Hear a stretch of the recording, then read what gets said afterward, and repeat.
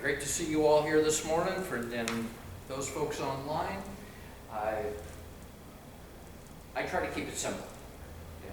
I find that too often we overcomplicate things.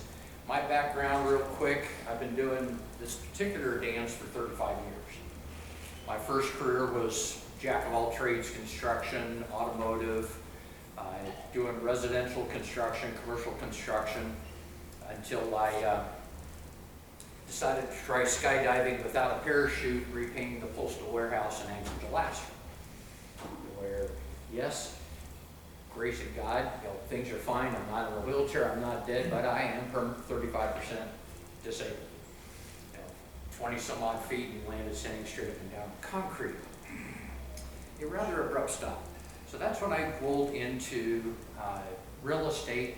So having the background of the construction, automotive, dirt under my fingers, building things, seeing what can go right, what can go wrong, gives a little bit different insight. And let's see, which button's going to work? That one works. So what the culmination of all this is, I work on finding, feeling, and solving.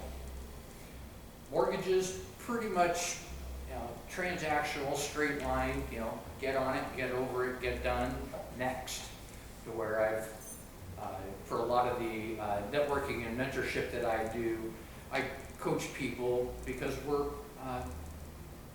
permanent job shoppers. Amanda, you know that. Get a deal done, what are we doing the next day? We're looking for the next transaction. But that got old after 15, 20 years of that. Along the way, bought properties in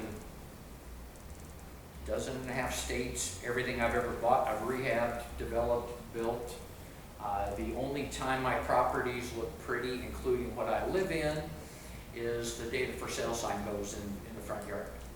So I'm also one of those, always live in a rehab property. And I've had the pleasure of having no bathroom in the house for 3 months. But at the time I also had a camper trailer out in the backyard, and that's where my lady and I took care of business there, and but it's so I've done the interesting of it.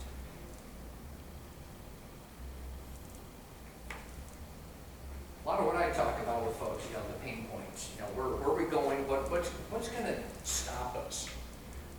I mentioned it before, somebody, it's raining, I'm not going to go out and go to an investing. Oh, it's sunny, no, I'm going to go golfing instead. What are the things what's the language you use in your head to stop moving forward? So, some of it is, and I'll back up a little bit, is, I'm constantly convincing about, come on, now we freeze, we like this. Technology, I was too nice earlier.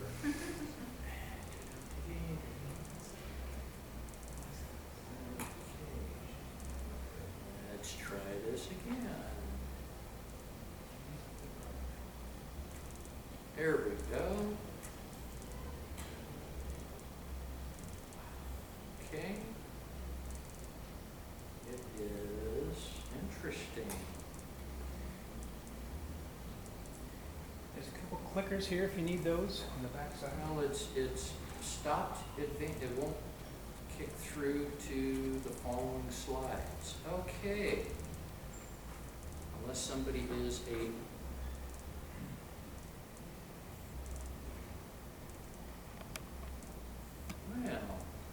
so the technology worked, but the PowerPoint crashed. That's why I went to slides with Google. No more PowerPoint. This is the first time I've had a PowerPoint crash. This just means you have to draw it now. Yes. You have to draw the slides. You can play charades. Okay. And now because I'm on the screen.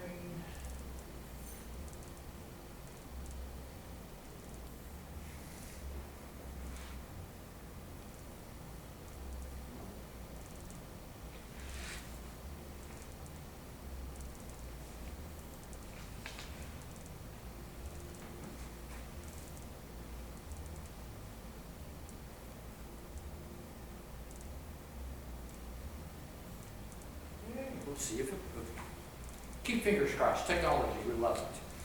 So a lot of the conversations I see, we deal with all the information that's coming in. An acquaintance of mine, you all might know him, Dr. Chris Thornburg, chief economist, founder of Beacon Economics. He's out of UCLA School of Economics. He has termed California's attitude as miserableism. Talking about, oh man, it's so bad out there, no jobs, no this, no that, we saw earlier, we have the highest gas prices in the country, the highest electricity prices. I'm born and raised California, so I just say this is the surcharge that we pay for living in the most beautiful area of the planet. But it's still what we deal with. S&P performance, this is just going back a year. Before the election, everybody was feeling pretty good, and oh my God, stock market took off after that. Took a reset, went up from there. How many times have you all seen the stock market take a good, healthy step back, and then all the news is, oh my God, the world is ending as we know it. Today, we're still here. Another one, oh yeah, I love it. California real estate market's going down. I was talking to somebody here, sorry, I have a terrible memory, about, what's, fix and flips, used to do them, but, what's going on in California. I got guys that are making multi-million dollars doing fix and flips. And then simple families doing what I do that don't have a lot. They turn around and buy a property, fix it up, live in it for a few years, and outside of their regular work, they're technically making another $100,000 to $200,000 every year, tax-free. Because our tax code, every time you sell your personal residence that you've lived in for over 2 years, you don't have to pay taxes on up to $500,000 of money you make. What an incredible, kind of let you know why I've been doing that for 30 years. But this is what we're fighting out there, the miserableism. How many of you all were around after the great financial reset? Yeah. The chart for available houses would have been, let's see, probably up about there somewhere. And the market's going to crash, it's never going to come back, it's never going to come back. What's happened to the value of properties in the last 15 years? About a minimum of 3x, if not 4x. I turned around and bought a tape in 2010, bought, 13 houses for $155,000. Didn't have any in California. Arizona, Atlanta, Chicago, Florida, scattered held breakfasts across the country, wound up kind of rehabbing every single one of those. And over the ensuing years, I did notes on those and turned that $155,000 into $1 million of revenue. It just seems like it was a pain, too much work. Real estate is not a get rich quick. The closest thing we have to it is our flippers. That's about the closest thing we have to get rich quick. And I like getting a hold of flippers because they are so seriously mucking up their lives and hurting themselves because of getting stuck on get rich quick. But that's a conversation between me and flippers. Because I'm not that involved.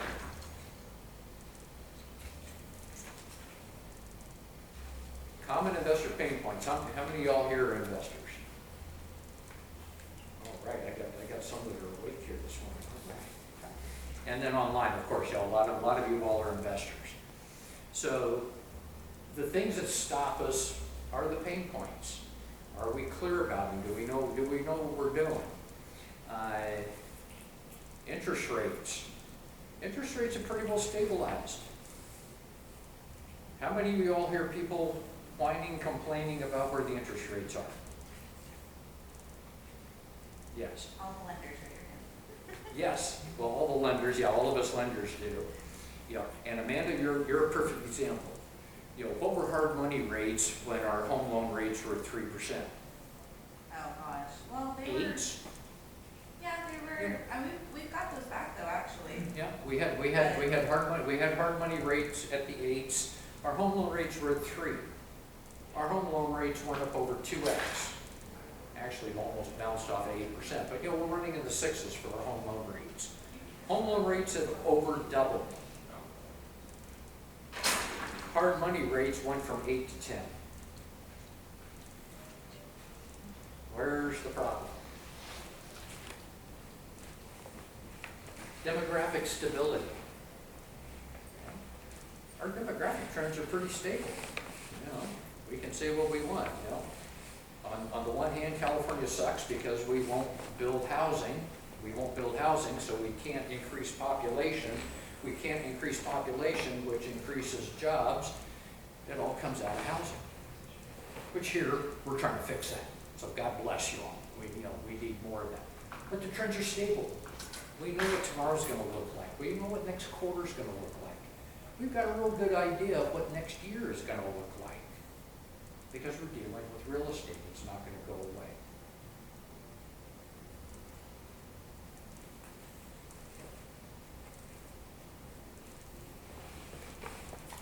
We're still in a marketplace with what you see is what you get.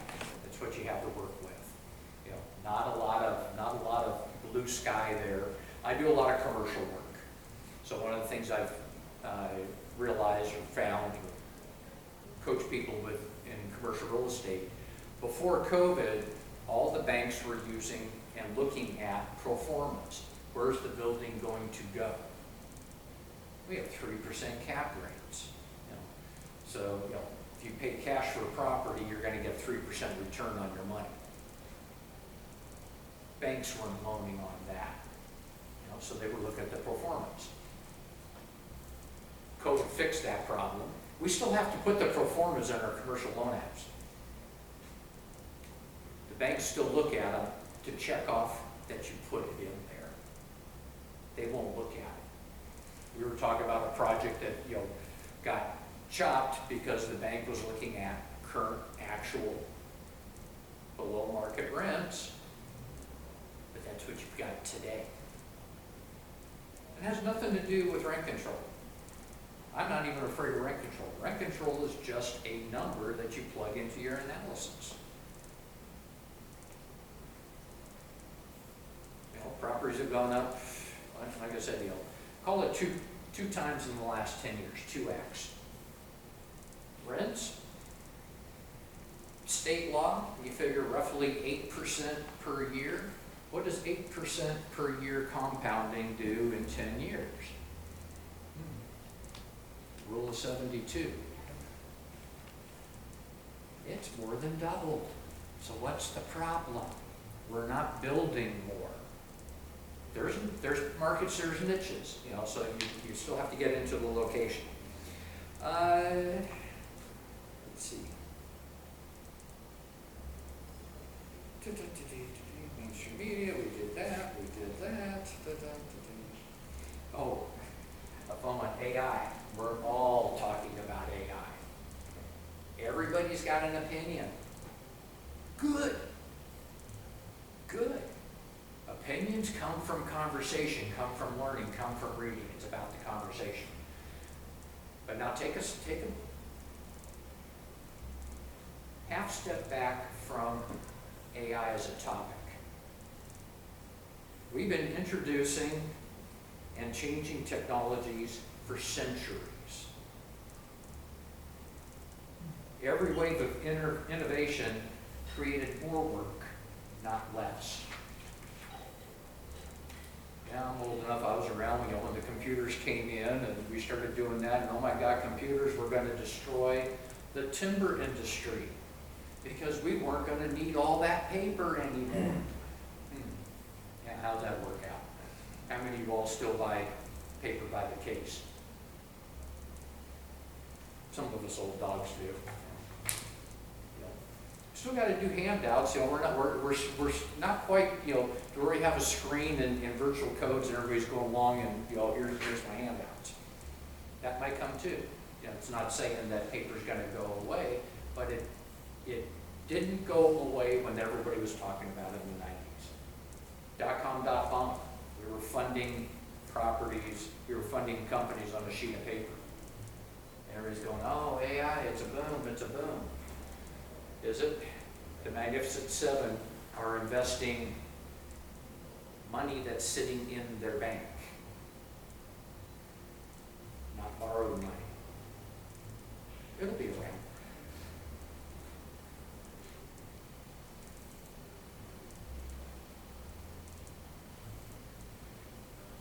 What stops some people is real estate isn't always glamorous.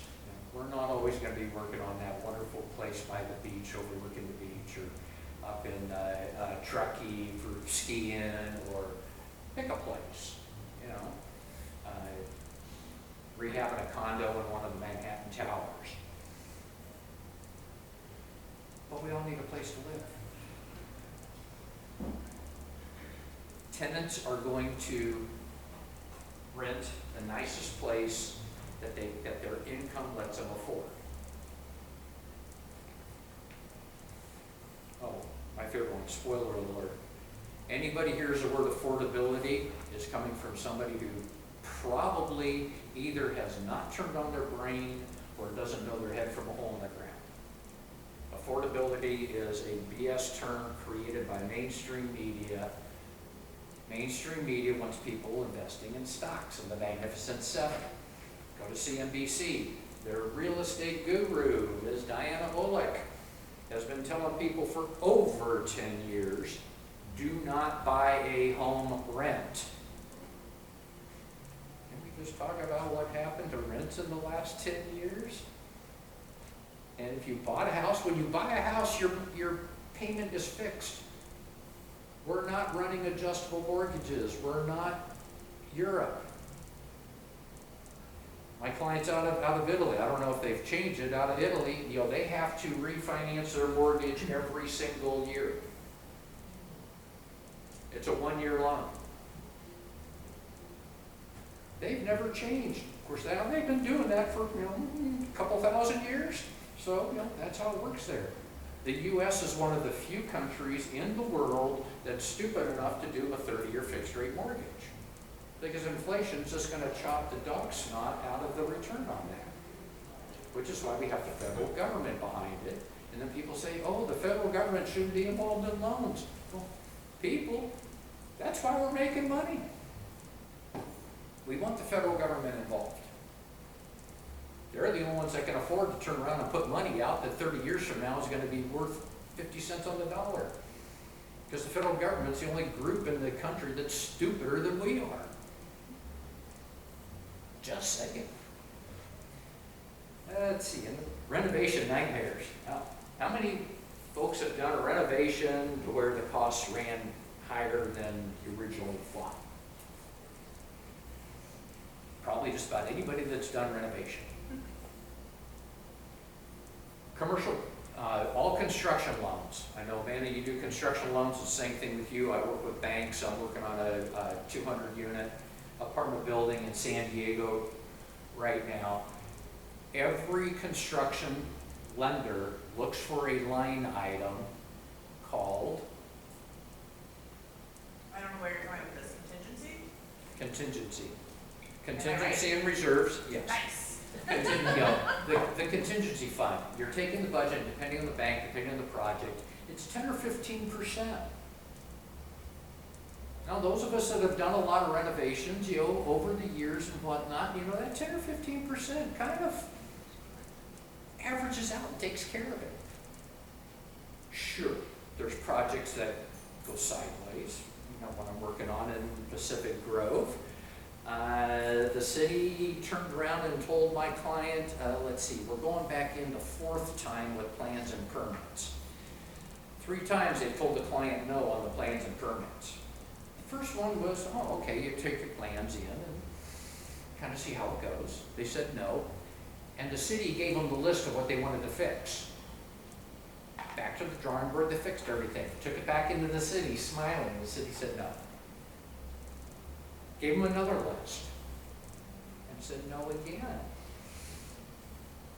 So things do happen, and that's what we try. That's what we try to deal with. Then the other fun one is how many folks like their property managers? Again, they're doing a job. Our job is to manage them, and it's not unlike any workplace, any corporation. You've got managers that do a good job managing their teams, and then you have other. If you have rental property and you have managers, your job is to choose whether you want to be known as good or other. It's pretty simple. If it turns out that the workers are not good, what do? Hire another property manager. Same thing, you go to a doctor, you don't like your doctor, do you keep going to him? No.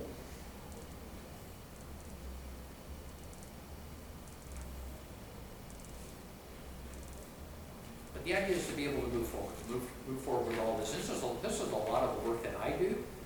Yeah, I'm a mortgage broker, but what the heck am I talking about all this? I'm looking at accelerating people. My goal is to move you from 0 to 1, 0 to 2, 2 to 10, 2 to 10 in a year, 2 to 10 every month, wherever you're at, help you to accelerate.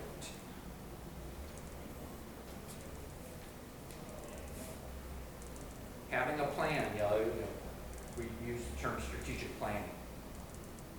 Know what the next step is before you're making it. Everything's a step-by-step process. I have the wonderful pleasure, over the years, coaching folks that are looking to get their first investment property. And I have a lot of fun with them. It's okay. You're going to need $80,000 to buy that house in Tulsa. How much you got? 30. Okay, how long is it going to take you to save the other 50? A couple of years. Good. You got 3 things to do tomorrow. Work your job. Make it solid. Make it secure. Maybe get a pay raise along the way. Take care of your job. Take care of your family. At the end of the day, something crashes there, we know where the investment plan's going. And then 3 is saving money. Pretty simple, pretty straightforward. Every single one of those conversations, the response is, great, Mike, I love it. What markets do you think I should be looking at to invest in? I'm going, take care of your job, take care of your family, and save money. Where's this coming from? But Mike, I'm going, good, you said the word but. What does the market today have to do with where you're going to be in 2 years? And every minute you spend looking at some bright shiny object syndrome market, some promise of incredible returns, Charlotte, Miami, Dallas, wherever you're going, Bakersfield. Every minute you spend looking at that, you're taken away from the 3 things you're supposed to be doing today. Do you want to succeed? Do you want to move as soon as you can? Or have we just been chit-chatting and you just want to kick this can down the road and not have anything done in 8 years? I'll get rude. The scary part is I'm the jackleg that's right. I've talked to too many people. They go off to another seminar, they go off looking at a property, they fly back to the Golden Triangle, all this stuff, and they just never get it put together. That's where the strategic plan, put the plan together, and then you get the choice, you get to choose. You follow it or you don't, personal choice. And along the way, when we get to the point of talking about what kind of investment, whether it's dirt, whether it's tax liens, notes, flipping properties, apartment buildings, hotels, motels, I've done just about all of it, subdivision and everything else. I've done it because, that's my whacked up brain. I like to try different things because I don't just trust the $250,000 that I've invested in my education. I've taken that education and gone and played. Because I can't. I don't have kids, so I play with my hot rods and do real estate. Have this conversation with people.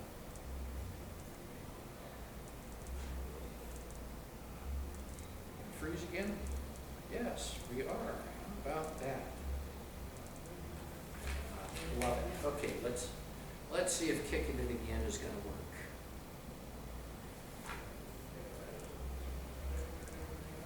All right, so now we're back over here. Hello, kitty.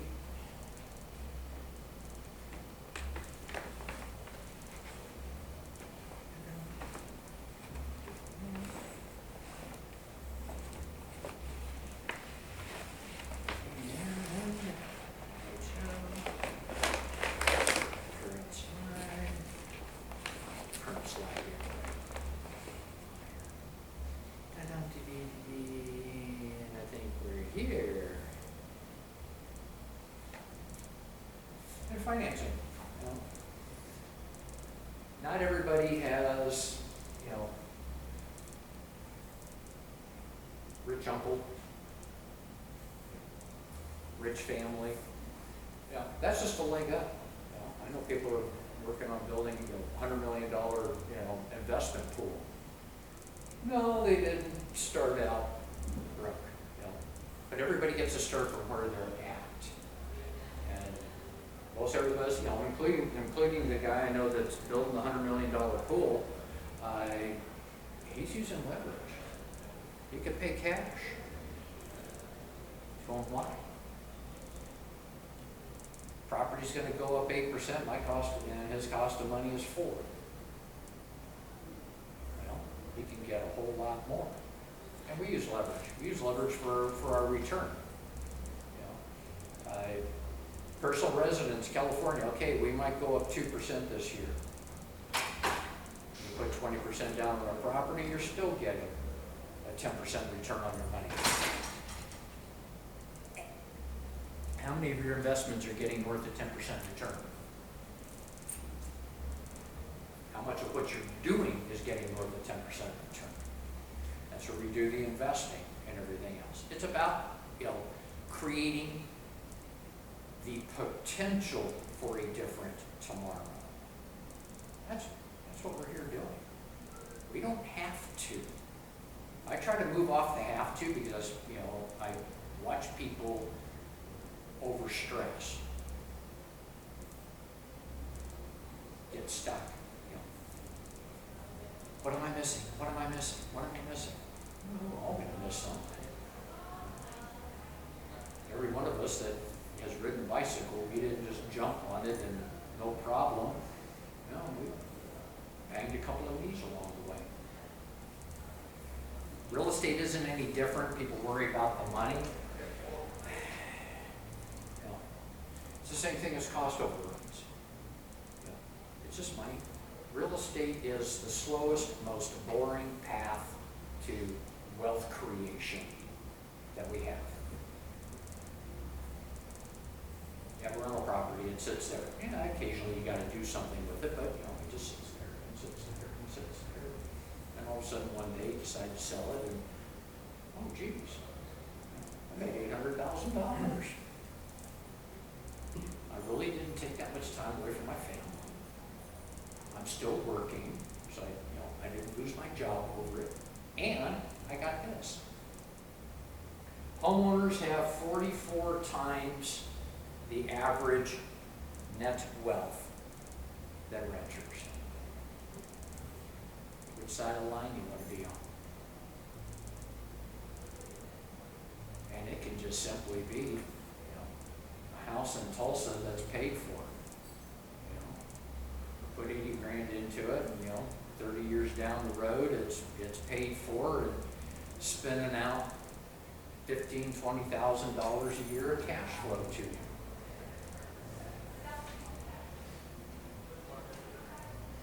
The dividend stocks ain't gonna do that.